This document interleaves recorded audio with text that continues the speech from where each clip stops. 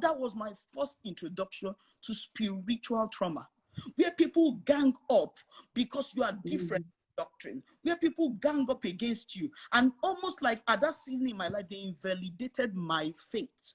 I felt like, I remember going to bed and literally praying to God, God, please make me a witch. They said I'm a witch. Make me a witch so that I will have spiritual power so I can attack them. Now imagine if that happens in marriage, where the other woman is mocked for her faith. Someone mocks her because she's fasting. Someone laughs at her with God. Those things happen, and it's important that you know, if you are in a place or in a ministry or in a group where your relationship with God is subpar, where you are able to freely come, but you are so afraid of leaving, you got to leave that place. If you see all the issues that happen with spiritual trauma, or you will know that each one is deadly. You remember the Jones, what's this guy's Jones in Iguana, that led almost 100,000 people to drink poison? You know, that is where, how did it start? Have you heard the story of all this abuse that happened? Do you know how we started? Someone was free to enter into a place and could not leave. So it's very important that if you see yourself, maybe in spiritual trauma, where your spiritual beliefs are overridden and you are bullied. If you see yourself in sexual trauma, where consent, even if you are married, consent must still be respected, even in marriage. Before the 20th century, people did not believe that spousal rape was such a thing. I've heard women who opened up to me that they were raped by their spouses. So whenever consent is violated in sexual experience, that is sexual trauma. Psychological abuse, that is psychological trauma. Then when you are beat on, that is trauma. It's important to see these different traumas so that if you see yourself in others, you can see the healing, so that you don't move around with a trauma that you don't know because you didn't recognize it. Back to you. All right, thank you so much. Wow, that's quite loaded, and I believe that you are hearing, you are listening. The good thing about naming these things is also for you to have possible flashback, because you might not even be aware of what you're going through, and to also make you think critically so that you can get the healing that you need. If you want to ask any question, please, can you just look on the downside? You will see the question mark button. Click on it and put your question there, and they will be able to address it as time permits. So let me just let Coach Taye just say one or two things on that aspect of naming traumas. I'm not going to name the trauma because Eden has done a great job of naming the trauma, but I'm just going to talk about, an experience, my personal experience, and relate it. I remember that when we were young and growing up, family of 5, my twin and I are the last one. My dad had a very good job, and we were living, in the States. And then he came back to Nigeria with the level and the position that he was at. We were meant to be given, correct house in Ikoyi and all of that. And all of a sudden, there's an allegation against him, and he loses his job. And here we are coming from this place where life was good. Life was, and then we end up having to manage in a 2-bedroom flat that is a friend's house.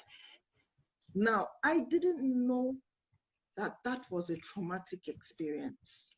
And it wasn't until later in life, when I began to come into this understanding and go on all this journey of self-awareness, I began to realize how that experience affected me. It affected my confidence in myself. It affected my self-esteem. And what did that affect? It affected my choices. So because I was now coming from a place where we had been brought down in my mind, I then felt that I was now not good enough for certain categories of people or being in certain places. And why am I saying this? Because thank God that I didn't make life-altering decisions when I was still operating with that mindset. But the reality is that inability to recognize the trauma that is still affecting the way we think, the mindset we operate with, will affect the choices we make in life. You know, that my not feeling good enough, that my feeling small would have made me to marry wrongly. And I see it a lot in the work that I'm doing with couples now. People who have a sense of, I don't deserve more than this, are making choices based on that. Being able to trace it back is so key, because that's when liberation comes. So I love the fact that Eden has named them. So even the psychological one, it shows up in different ways. I didn't know at the time that that experience was a trauma. And I lived with it for many years, and I kid you not, all of us, 5 children, lived with it. The way it affected my brother, completely different, because he was the only boy. So, you know, so for me, I'm sharing this experience because the exercise of naming the trauma is not just, it's not an academic exercise.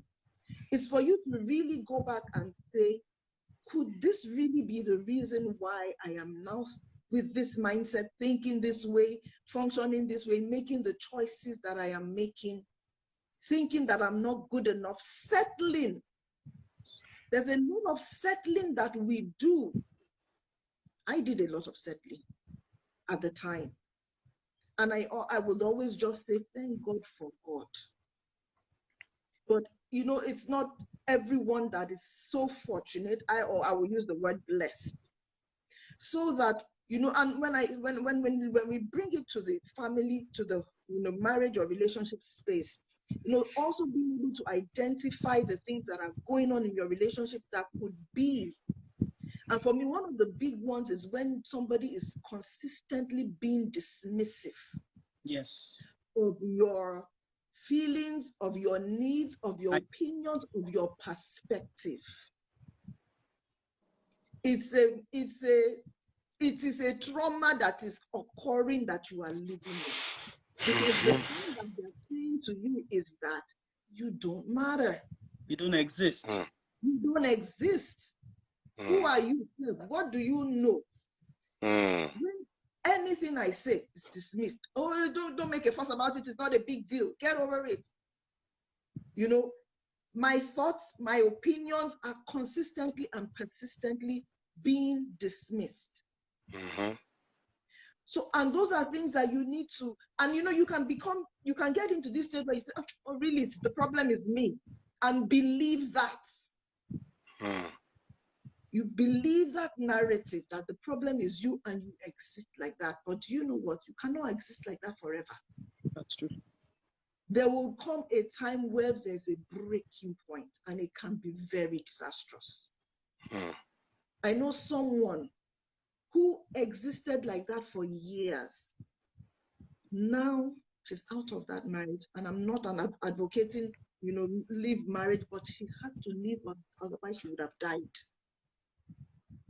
Otherwise she would have died, because at the time that we got to her, she was incoherent, a shadow of herself.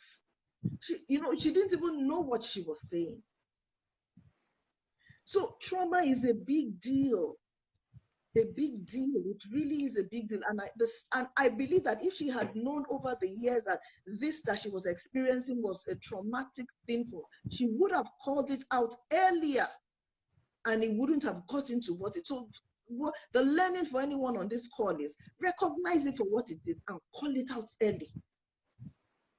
Call it out early before it does damage. And help is available. The 3 of us on this call, we are available. Help is available. You know, gone are the days where people don't want to talk. People don't want to say, I don't want anybody to know what's going on. we are not meant to, God did not create us to live in isolation. That's right. You need to reach out. Help is available. Because the number of marriages that are in array is terrible. The things that I hear on a daily basis, the calls that I get, and I'm wondering what exactly is going on. But people are dying daily and you don't need to. That's right. Recognize the trauma for Yes. what it is and get help. Because your trauma will not go away on its own. Some people feel that I will live with the thing, or the thing will go away. It will solve itself. The problem will solve itself. Trauma will not go away on its own. The problem doesn't solve itself. Going back to what Eden said, healing is your responsibility. Yes. You know, so recognize it. And not just recognize it, but do something about it when you do recognize. If you're in doubt, speak to someone, a professional, that this thing that is happening in my relationship, I'm not really sure. Am I the one that is being oversensitive? Then you can process and then begin to name it. Call what it is what it is. It's not oversensitivity in a lot of the cases. Wow. Thank you so much. You know, I still want to emphasize that while you are hearing all this, while you are listening to all this, please don't be complacent.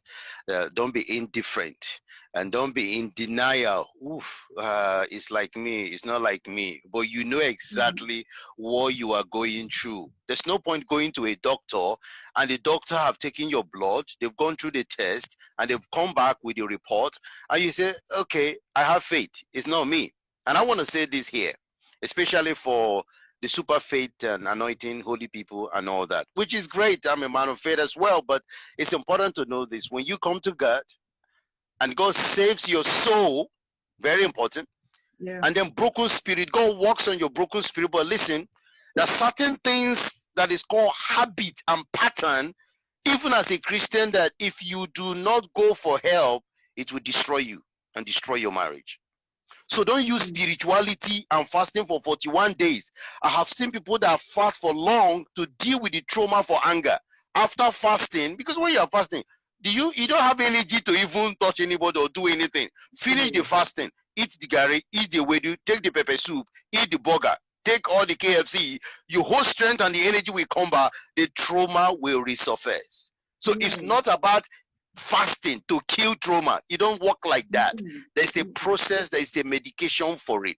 And I want to say, especially because we're talking about relationship and marriage, right? I remember myself growing up because I stayed with my brother. And I realized that anytime I do something wrong, they used to hold my ear like this and they squeeze it and pull it up, right? So I was so conscious of perfection, like both the bed, to do my bed. If they just come and the wife see, you know what? I said, auntie, but it's all right. You know, you turn the ear, they draw it up. I wash wrapper, the edges of wrapper, and by the time I sprayed the wrapper outside and the edge of the wrapper is folded in one area, they will turn like everything I do, my ear, thank God, is not like flappy rat, because this ear really went through a lot of trauma. A lot of trauma this year. Right? Always squeezing it, you know, and you know, it becomes almost like, wow, so is it that there is nothing good I do? Like everything, any little thing, my ear, I became so conscious of my ear, like seriously, because of that. But I had to work on me to say, no, I'm all right. I'm good.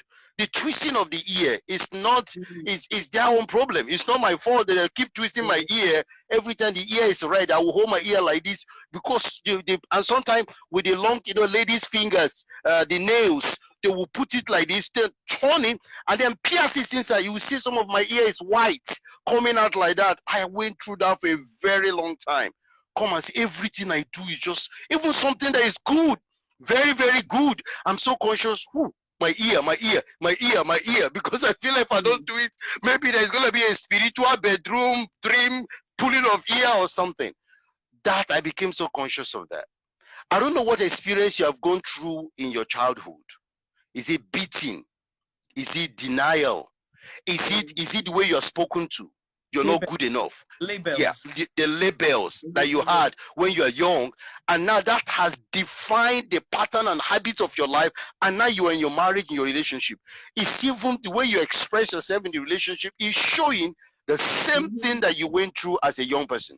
Or maybe you were constantly like beaten all the time for everything you have done. Well, there's no way in your relationship that will not begin to control some significant level of you. That is very traumatic. You need to make peace with that boy or that girl that was really, really dealt with. Are you someone that somebody in the church supposed to teach you music or math? They touch your panties, they put under your this thing, they touch your breast, they tell you to take off your clothes, they look at you or some. What is it? Are you somebody in your past relationship that your partner took some pictures of your naked bodies and then they took it away and you are so scared, you don't want anybody to see any part of you because they keep telling you, remember what I have. And you are living in fear.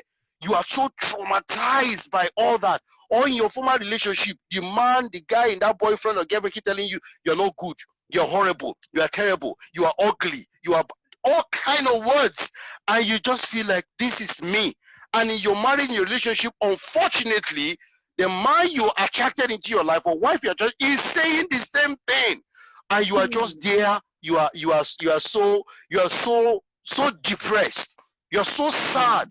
Because that is happening over and over and over and over. Were you bullied in school so much that you almost like you're muzzled? You can't even live anymore because of all the bullies that you receive, whether boarding school, secondary school, the names they call you, all those things, and you are just saying, well, I don't have any trauma. And yet in your marriage, you can see the thing expressing itself, the way you talk, the way you relate, the way little things just trigger you, the way you are scared, the way you hide. Or someone told you that you talk too much. You talk too much. Stop talking. And because of that, you don't talk again.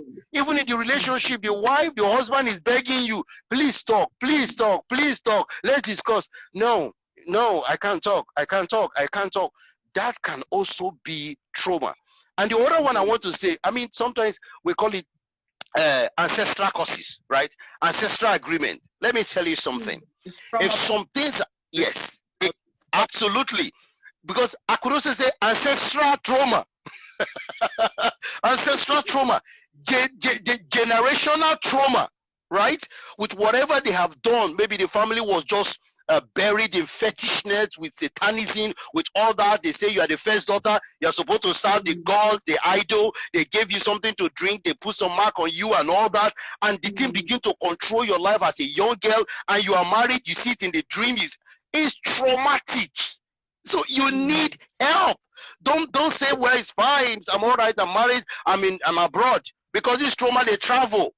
Unfortunately now, they don't even need visa. They go to plane, they fly around, and they pursue you. They come to the US, they come to the UK, they go to Australia, they're in India, they're everywhere. So don't just keep quiet about what you're going through. Go and seek for help, right? Because ancestral trauma is here. Yeah, go ahead. Because you raised the point about sometimes a wise man said that sometimes what we pass on as culture is unhealed trauma that people passed on to their children and the children passed on to the. And this is why again we say healing is your responsibility.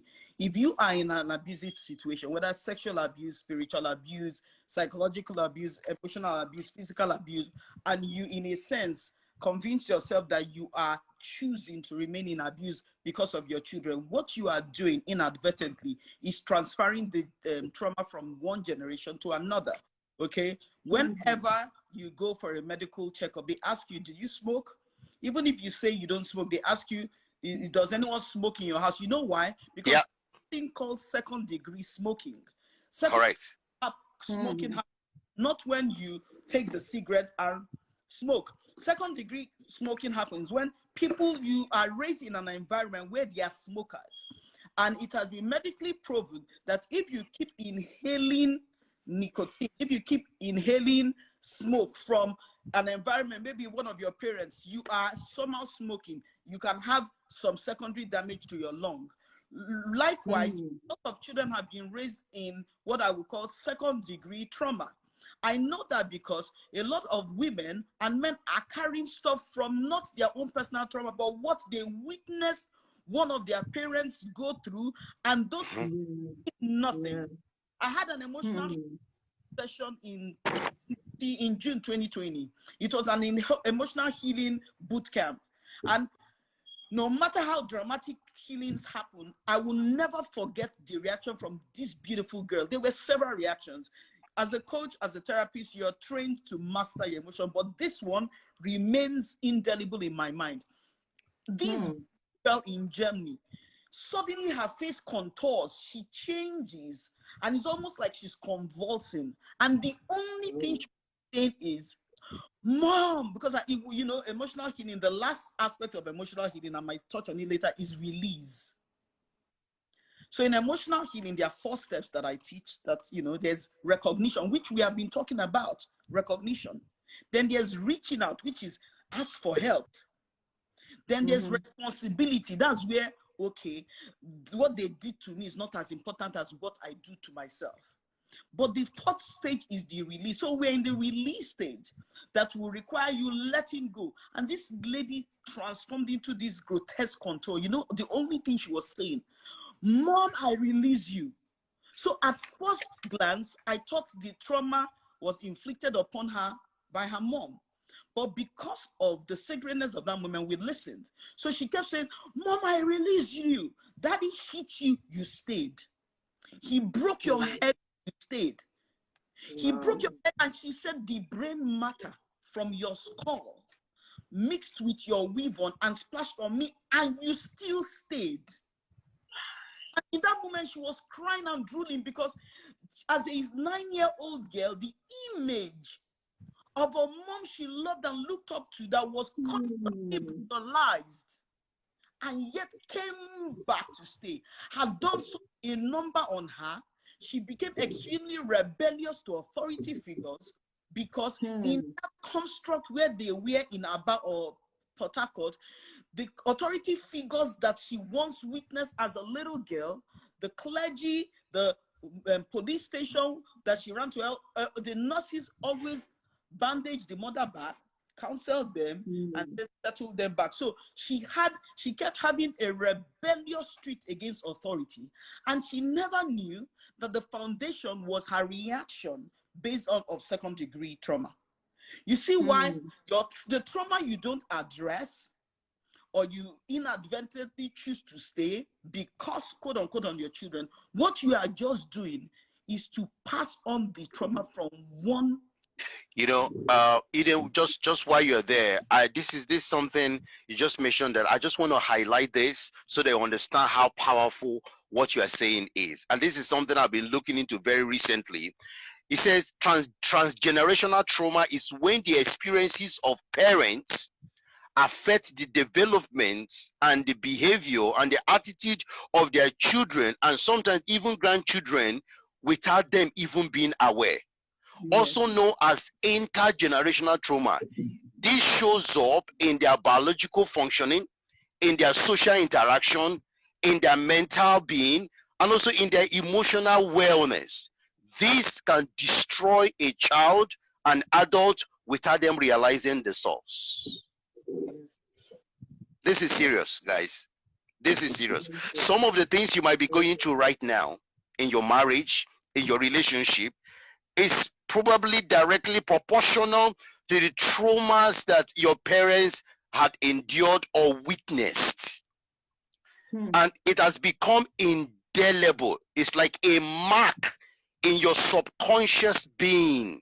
And now you're an adult, you are married, you are manifesting, you are like an extension of the trauma of 20, 30, 40, 15, 16 years ago in your marriage, in your relationship.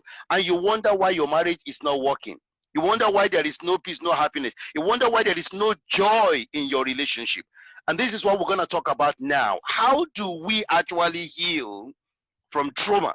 How do we actually get out of this trauma? I start with you, Coach Tai. Let's just be very specific and practical, because I believe there are people here, there are couples here, there are singles here watching right now, and it's going to watch this later, that you know that you need healing. Yes. You need deliverance. You need freedom from this. Don't allow spirituality to deceive you. Don't allow singing and worshiping and raising up your hand and speaking in tongue and falling down and going for 21 days, 40 days, and 980 days fasting and prayers. It doesn't just cancel that. You still have work to do. Faith without works is dead. So don't come and think that these three of us here, we are not spiritual. We don't understand the spiritual phenomenon. Well, we are not here to boast or begin to talk about our spiritual accolade. We're here to tell you that your spirituality does not negate or invalidate your ability to seek for external help outside your amazing church. Hallelujah. Somebody now. Amen. Okay. Chinda, what you have said is spot on. You know why? Dr. Anita Phillips, who is a spiritual daughter of Bishop T.D. Jakes and a trained one of the best Christian psychologists and psychiatrists here in Texas. Yeah. I love her quote. If I turn my camera, you will see it on my refrigerator. I have a t-shirt. Yeah. It says, prayer is a weapon. Therapy is a strategy. Prayer is a weapon. But therapy is a strategy. So let's take the weapon of prayer and take the therapy, the strategy of therapy. So it is a balance. One aspect is no longer enough. It's a all joint supplying. Taiwe, back to you. Thanks, Edith. Thanks, Chinda. Powerful transgenerational trauma. Trauma. It's so real. It's so real. Now back to the question: how do we heal? And I think we've touched, a bit about it already, but just to really zero in. The first step is recognizing, knowing.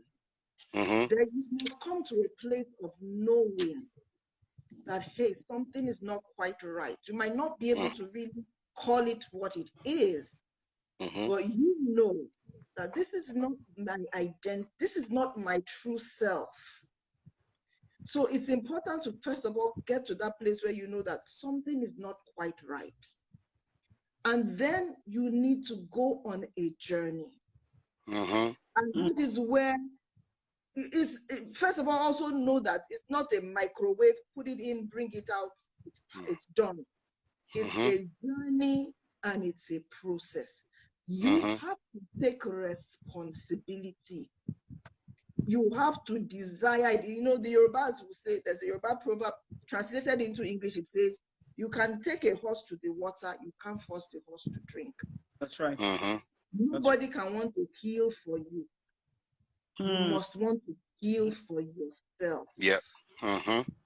You can know that you have an issue or a challenge, and talk about it from morning to night, but do nothing about it but talk about it.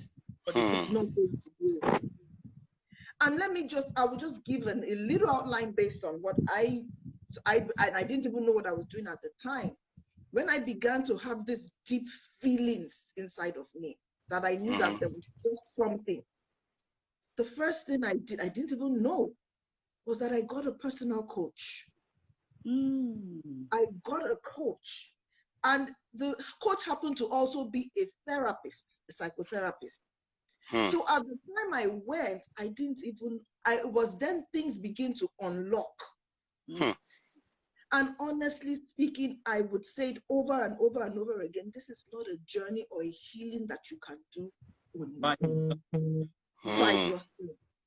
Yes, you must take responsibility, but having taken responsibility, you must seek help in the right quarters. You must seek help. It is not, there's a place of prayer. There's a place of deliverance. This one requires that and other things. Because there are tools, there are interventions, there are processes that therapists and counselors and coaches work with. And so it's so important that once you can, particularly for people who are on this call, who might have been able to identify one or the other, your next step is to say to yourself, there's nothing wrong with me. I just need the alignment. I need the alignment. And for me to be aligned, I need to find people that can guide me on this journey of realignment. Because if I'm not a mechanic, I can't fix a car. Even though the car is my own car. I'm not a mechanic, I can't fix it. So there are certain things that I might not be able to do for myself, except somebody is hand holding me through the process. So there it's important that after recognizing that I might be in this state, I probably am in this state, there's nothing wrong with saying it. If you know 100% that you are, then make that call.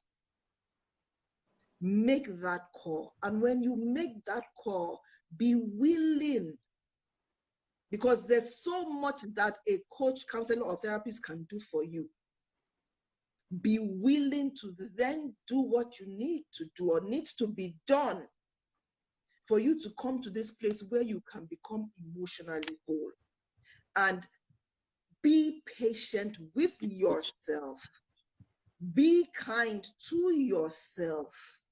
Be patient with the process, because many people relapse because they were expecting a quick fix. And so they say, oh, no, by now this thing shouldn't be happening anymore. And they're angry with themselves and they're blaming themselves all over again. That I've spent how many weeks in therapy and I'm still at this stage. You have to be kind to yourself, patient with yourself, patient with the process.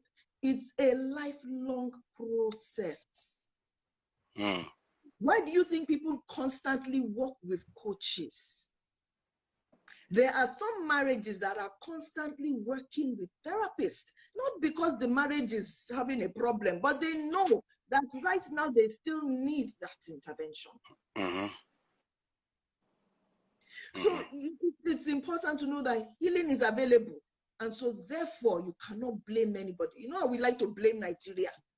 We blame the president, we blame the governors. Take responsibility. Don't blame anybody. It was done to you. Yes. Going forward, you can't be singing that song. It was done to you. It was done to me. You change the song you are singing. You change the song you are singing. Because you have power. You have power, and that power, unlock it and begin to let it work for you. You know, honestly, going on a journey of discovery is the best thing that can happen to anybody. Because you will just be in this place where you are liberated. The shackles come off. First of all, your identity, you begin to see who God created you to be. By the time you begin to see all of that, and you are peeling off the layers, see who God created you to be. And it's a beautiful person. Not a perfect person, because perfection is only reserved for the Most High God, but a beautiful person. So I would say it again, first and foremost, realization. Yes. Then take responsibility. Stop playing the blame game. Take off the victim cap.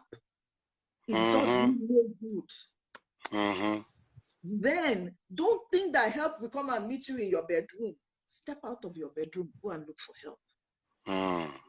Because the cry you are crying in your room, only the people in your room with you know it. Tinder, Eden, you don't know the cry in the room, except you come and cry that cry in front of us. Step out and go and look for help. And then be committed to the journey, the process, and be kind to yourself while doing so. You know, Thank you. Thank you so much. Yes, so we're gonna speed things up. Yes, so Eden, just say something on that healing part, and I know you do quite a lot on something on that. Okay, so we want to talk about that healing part a bit, and then we're gonna go into one more question before we take one or two questions that have been raised. I don't know about anyone here, but I'm getting blessed. I'm learning. Me too. I want to thank you guys for doing this now, because we God is using this, and will use this to probably save the next generation. I'm telling you. The on this call, it might be a replay, but the awareness of the heat that is going to flow right after this powerful. Taye, I think my story is the same with Taye. So I feel it's validation in the sense that, you know, we've never discussed this, and this is it. I created the 4R framework for emotional healing. Again, just at a preliminary level, because emotional healing can go deep and high. There can be full immersion, intervention. There can be all kinds of intervention. There can be psychotherapy. It can be bigger, but at the base level, let me. These are the 4 steps.